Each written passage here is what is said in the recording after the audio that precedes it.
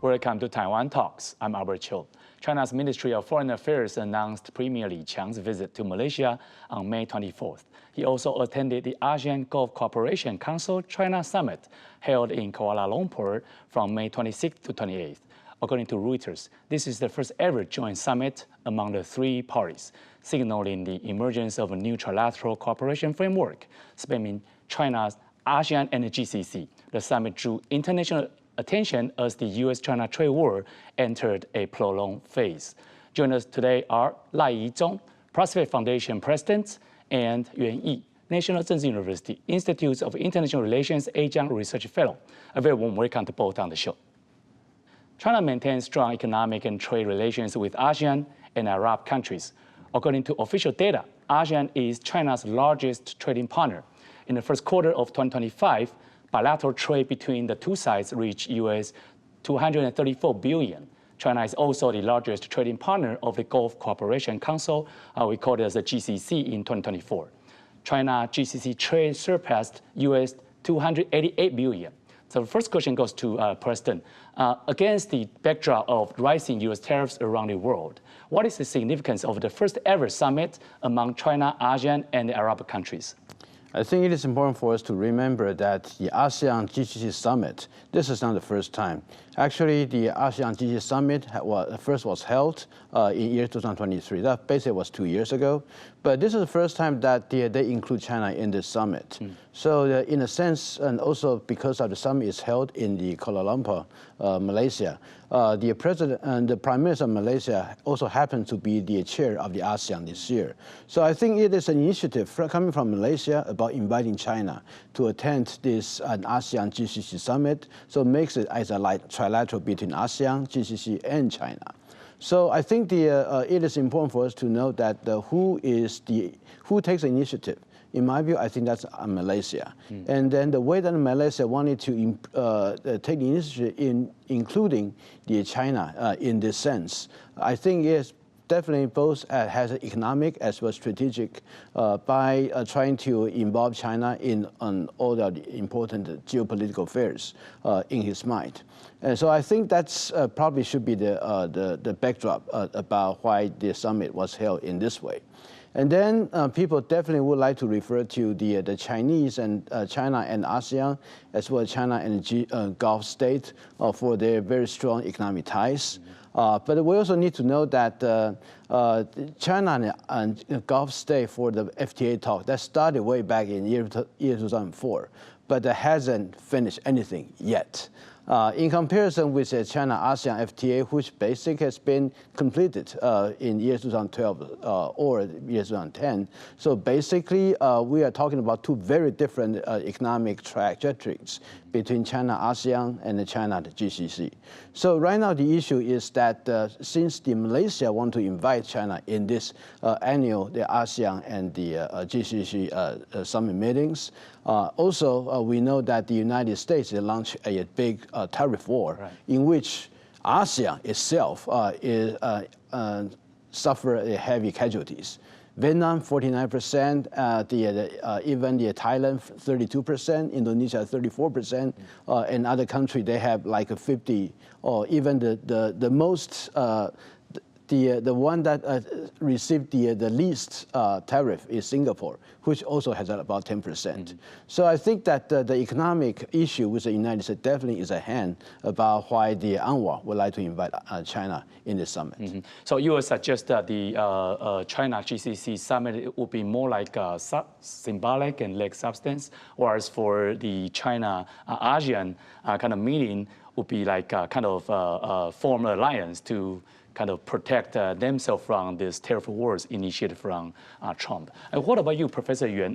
What benefits, to your perspective, could this trilateral cooperation, now we have the three parties, come to the same room and talking about, interest in common, bring to each of the three sides?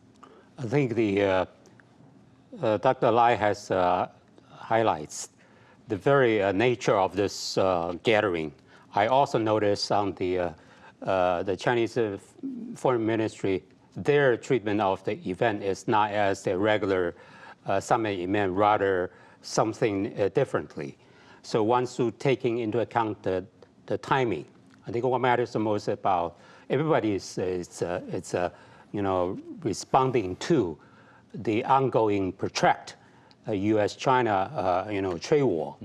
Meanwhile, that all the region leaders actually exploited every opportunity to maximize the possibility revenue for future, if not immediate, benefit. Solely for China, of course, market expansion, energy security, BRI. For ASEAN, economic diversification, investment, infrastructure, energy corporations, and so on and so forth. And for the Arabic country, non-oil economic growth and strategic autonomy, if possible, infrastructure. I think there is this new elements of each participants, and yet I think it's a strategic pivot action actually toward what's going on between two major powers. Mm-hmm. Okay, the GCC includes 6 member states: Saudi Arabia, the United Arab Emirates, Kuwait, Qatar, Oman, and Bahrain, collectively known as the Persian Gulf states. According to official data, the GCC accounted for 36% of China's total crude oil imports in 2023. So both, I'm very interested because Trump just wrapped up a trip to the Middle East, right, where he signed a series of investment deals with Saudi Arabia, Qatar, and the UAE. Meanwhile, the GCC is holding a summit with China to launch a new cooperation mechanism. So how should we view this Persian Gulf states evolving relationship with China on the one hand and the U.S. on the other? President. First of all, regarding Trump's visit to the UAE, Saudi Arabia, and Qatar, it is important to note that before he announced on all those economic and AI initiatives that he signed with the 3 countries, the geopolitical the event, and especially about how the 3 countries, their role in managing the Ukraine-Russia conflict, for example, about UAE, Saudi Arabia in terms of how the U.S. is working on the issue on the Iran issues, and also in Qatar, basically it's the Israel and the Hamas the issues. So the Trump's visit to those 3 specific states, he has a very specific geopolitical issue at hand he wanted to manage. But of course, later on he found out that there's nothing that he can achieve about those in his visit. And then every attention has been turned to about the economic and technology. And on the other hand, the Chinese, their engagement with the GCC basically is to trying to deepen Chinese relationship with the country there, because we do know that those GCC states, they have their own issue vis-a-vis Iran. Right. And China has a very strong bond with Iran. So by having the engagement with the GCC, basically China trying to compensate about what they have about Iran by directly engaging with the GCC states. Of course, in the past, before the Israel and Hamas war, China was very sort of increased its diplomatic profile in bringing the Saudi Arabia and Iran back to normalizations about the diplomatic ties. But later on, especially the Syria's the development, that basically crippled the whole Chinese diplomatic outreach in that area. So by this engagement, especially this time through the ASEAN itself, China also trying to make up what is left that they have lost during the development within Syria, and trying to go back to the October 7th in 1993, where China played a very prominent role in bringing the Saudi Arabia and Iran back together. As far as Trump's visit or trip to Middle East, it's very hard to guess, what his incentive or the targets could be. He may be seeking into secure arms deals and investment in the United States. He might, hope to personally enrich himself from Gulf investment in Trump properties, or some people speculate that it's about Trump's cryptocurrencies that he would like to woo some investment from that region.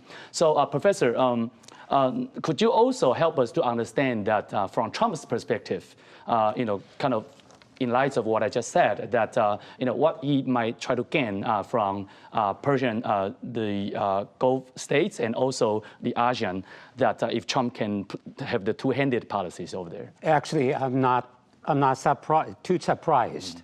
I still have a vivid memory about the Biden visit. Right. Some years ago about this region. So whether it's Biden or Trump, all right, they all regard this region, the Middle East, as the core elements. And yet, maybe in terms of style, we noticed that Israel was not on the visit list this time. I found that is very, very different from his predecessor. But yet, I think for Donald Trump's, the obvious attraction of his, victory items are he has established such as a businessman, all right, a huge, bill from the rich oil-rich countries' arms sales, which I would like to, take a note about, for strategic explanation. Trump probably, would very much to exercise his business style power rather vis-a-vis that of a GCC country. I like to bring that one element, that a leadership change.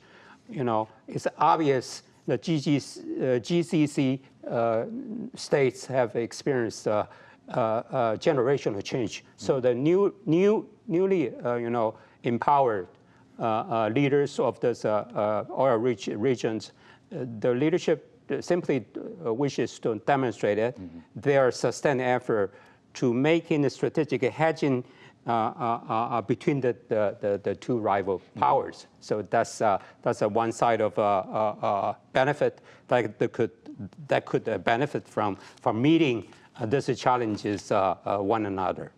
President Li, could you help us to analyze if we bang the ASEAN-GCC-China summit altogether instead of just two parties individually, what kind of the overlapped interest of ASEAN, GCC, and China, particularly with regard to they work together to counter Trump's tariff policies or even Trump's unpredictable kind of calculation with regard to each of the three regions? I think this trilateral summit meeting, the trilateral is not actually three states, but the three entities. China as a state, ASEAN and GCC, they are all the group of states come together. But I have to say that the GCC is actually the one that holds the most prominent hand. Because both China and ASEAN, they suffer heavy casualty in the tariff war vis-a-vis Trump. Just like I said, China right now, even though it's an ongoing negotiation, but still already 30% tariff by the United States has been put on China. China put a 10% toward the United States. And ASEAN countries, of course, many of them, they are still in the negotiation, but they still have Vietnam is 49%. The Indonesia is about 32%, Thailand 34%. Those tariffs just like a hanging knife above their head and waiting for the development of the conclusion of the negotiation. But on the other hand, GCC state, none of them has been under any tariff by Trump. So apparently the United States has a clear likings or priority regarding which state they believe is important. And with the visit by Trump himself to the GCC this time, to the Saudi Arabia, UAE, and the Qatar, apparently that the GCC seems to have better in terms of the relation with the United States than the other two, than China and the ASEAN. And to a certain extent, you could say that either ASEAN and China, they would like to have this meeting in order to demonstrate to the whole world that they still have something else, even though they are under the tariff threat from the President Trump. But on the other hand, the GCC states also become the one that allowed out the geopolitical convening event that actually emerged out of the GCC. For example, in terms of the Ukraine and the Russian wars, the UAE become a very prominent state. either host for the Zelensky and the Putin's possible dialogue or other negotiations. And on the other hand, the Saudi Arabia also play a very prominent role in the process. So it seems to me that the GCC right now, knowing that both China and ASEAN, they need the GCC to a certain extent, the GCC also would like to have this meeting to bolster its diplomatic positions, especially right now, as we said, President Trump's inaugurated, and we saw the so-called the rise of the global south. And GCC seems to be the one that's leading the charge. So that, and I would say that when we talk about it's a trilateral, but my analysis is that the GCC actually got the better of the other two. Okay, all right. China's Ministry of Commerce has announced that after nearly 2 years of negotiations, China and ASEAN have concluded talks on version 3.0 of the China-ASEAN Free Trade Area, also known as CAFTA, CAFTA, as of May 21st. The updated agreement will cover areas such as the digital economy, green economy, and supply chains, with both sides expected to sign a protocol by the end of this year. Chinese President Xi Jinping visited Southeast Asia in April, calling on ASEAN countries to jointly oppose U.S. unilateralism. Now, with the CAFTA negotiations completed, is there a connection between these timing and recently concluded U.S.-China trade talks? Are we witnessing an acceleration of the regional economic alignments, Professor? Against the backdrop of the ongoing rivalry between the U.S. and China, I think the China for sure suffer a great deal. China happened to be the beneficiary of globalization for decades. Now is a time for China to re-engage. Not with the United States, rather the rest of the world. I think the ASEAN would be the neighboring state of a trading bloc, and so on and so forth. Therefore, that such an effort underscore it's a so-called strategic moment for not only China, but also its neighboring states to meet with this new challenges. But I suspect, in the immediate future, how much a benefit can rip, all right? Any readjustment will take time, all right? So on the surface, those are the instant and swift responses by China in particular, and also underscore the urgent need for them to redirect their future, trading partner is how to deepen. Therefore, China simply wishes to maximize its strength, all right, to compensate whatever is lacking off vis-a-vis those trading partners. That is. I like to take a rather reserved opinion on this. Probably we have to wait to see what could be achieved by so-called superficial agreement on the table. Okay, like what Professor said, that China would rather to engage with the rest of the world. Actually, China has recently stepped up its engagement with Latin American countries, a region traditionally seen as within the U.S. sphere of influence. In mid-May, Xi Jinping attended the China Select Forum in Beijing.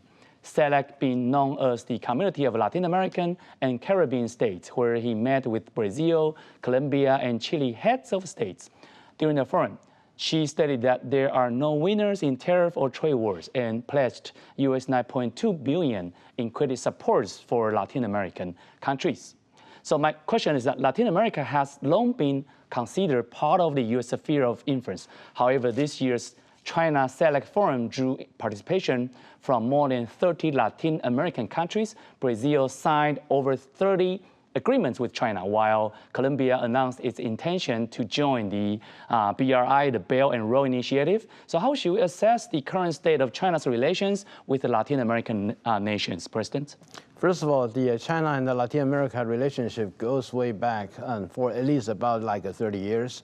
And Latin America political spectrum right now is dominated by the left. So it is no longer like the backyard of the United States. and then many Latin American states, with the exclusion of the country like Paraguay, which is a diplomatic ally of Taiwan, and Argentina, which boasted itself as the Trump II in the South America. Right. The rest of the country in Latin America, basically they are leaning toward the left or closer to the left. And the issue about the Latin America-China relations, especially from the country like Brazil, and also to a certain extent from country like Peru as well as Chile, they all believe that the China relation with China will bring them benefits. So the Chinese presence there is strong and deep. But the issue about the Global South and Latin America is that when we talk about Global South, of course, China would like to not only strengthen its relationship with Global South country, but China also like to portray itself as a leader of the Global South. But then I think the Latin America country, including the Brazil, they have no problem engaging with China about the Global South. But when we talk about who is going to be the leader, I think a country like Brazil, even India, they will have a second thought of whether China can represent the Global South, including Latin American states. So what about you, Professor? You think the Latin American, is more willing to make friends with China than the United States, especially because now leadership among those Latin American countries are on the left? Yes or no? I think we have to differentiate the state level perspective vis-a-vis the societal level. I think what you have described as on the state level, state to state, all right, it looks promising, but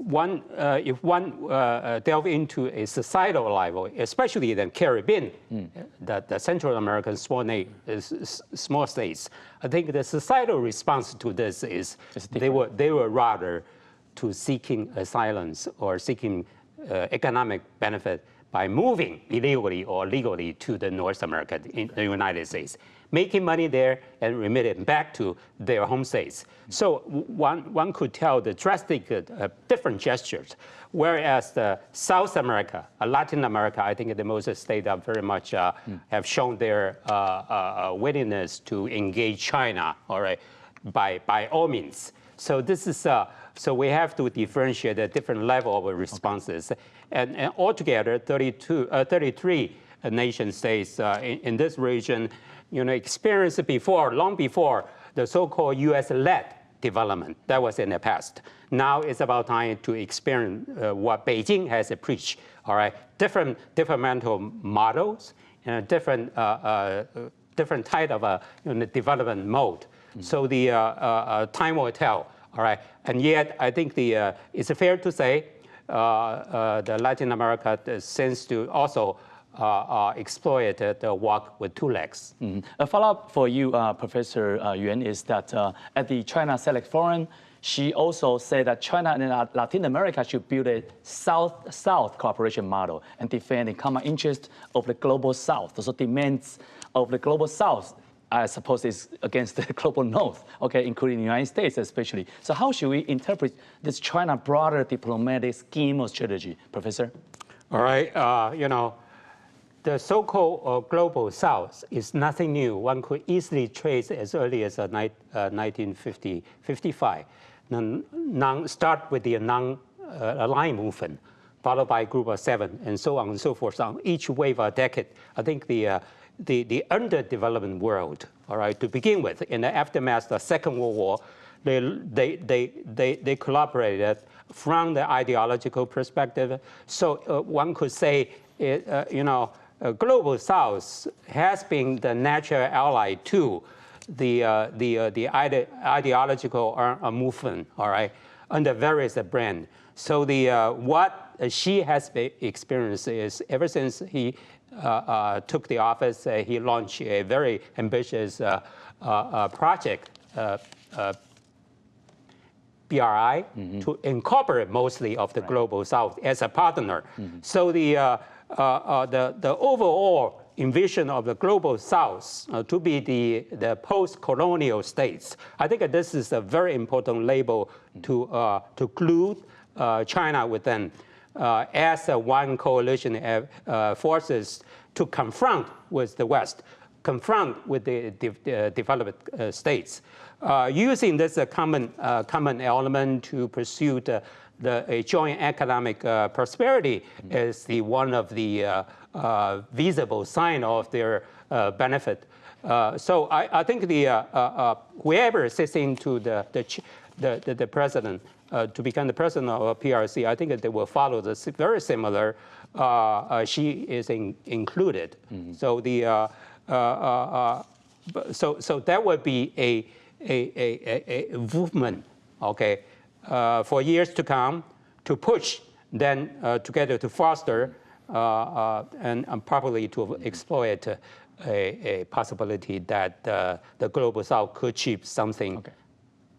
President Li, given CCP's active engagement with so many countries in the Middle East and Latin America, would you say, kind of brief response, is that the Belt and Road Initiative remains as an effective tool for China to win friends? I think that with the shallow pocket for China, that the Belt and Road, many of the projects has already been reduced, or even the scale has been scaled down. So I think that for China to hold on to the Belt and Road Initiative, its engagement with the Latin America and especially Southeast Asia and the Gulf states, basically you will make it like China is losing this project. And I think that right now what China did is to not only to scale down, but also try to accomplish some project in the name of Belt and Road, but with a much smaller scale. And also on the digital infrastructures, that will cost less money, not like those deep infrastructures that cost a lot and it takes a lot of time to achieve. President Li and Professor Yuan, thank you for a great participation in the show. Like our show, subscribe to Taiwan Talks. See you soon.